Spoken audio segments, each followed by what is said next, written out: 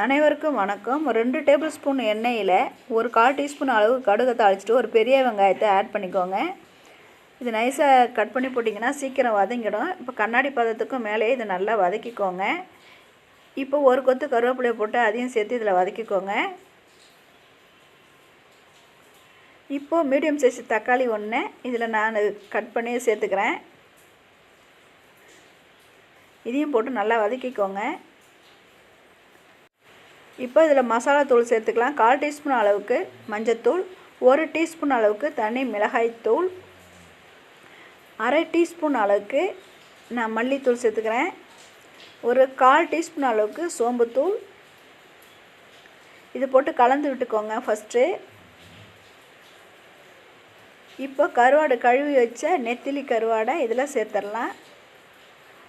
ஒரு 150 கிராம் கருவாடு இதில் இருக்கும். இதை நல்லா அலசிட்டு இதில் சேர்த்துக்கலாம்.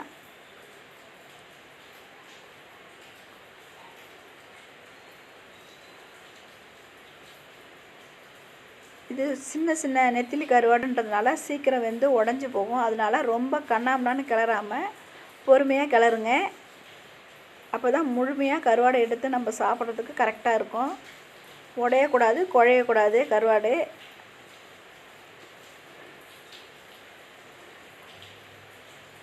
இப்போ இதை ஒரு 3 நிமிஷம் மூடி வச்சுட்டு இதே மாதிரி தனித்தனியாக எடுத்து திரும்பி பெரட்டி விட்டா மாதிரி நீங்கள் எடுத்து மறுபடியும் மூடி வச்சுடுங்க. மறுபடியும் 3 நிமிஷம் கழித்து இதை மறுபடியும் பெரட்டி விடுங்க.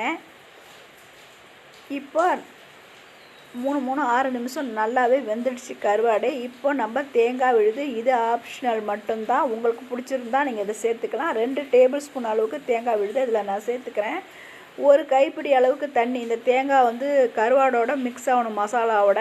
அதனால் ஒரு கைப்பிடி அளவுக்கு தண்ணியை மிக்ஸ் பண்ணி இதில் நல்லா கலந்து விட்டுக்கலாம். இப்போ ஒரு 1/2 டீஸ்பூன் அளவுக்கு மிளகுத்தூளை இதில் சேர்த்துக்கலாம். நான் உப்பு 1/2 டீஸ்பூன் இதில் சேர்த்துருக்கேன். அது வீடியோ எடுக்க மறந்துட்டேன். உப்பு நீங்கள் கருவாடுக்கு தேவையான உப்பு 1/2 டீஸ்பூன் அளவுக்கு போட்டாவே போதுமானது. இதை நல்லா கலந்து விட்டுட்டு ஒரு 2 நிமிஷம் மூடி வைங்க போதும். அவ்வளோதான், கருவாடு ரெடி ஆகிடுச்சிங்க. இப்போ எடுத்து சர்வ் பண்ண வேண்டியதான். சாம்பார் சாதம், ரசம் சாதம் எல்லாமே சூப்பராக போகும். கருவாடு வறுவல் ரெடி. இப்போ எடுத்து கொஞ்சோண்டு மல்லி இலையை தூவி பரிமாற வேண்டியது தான்.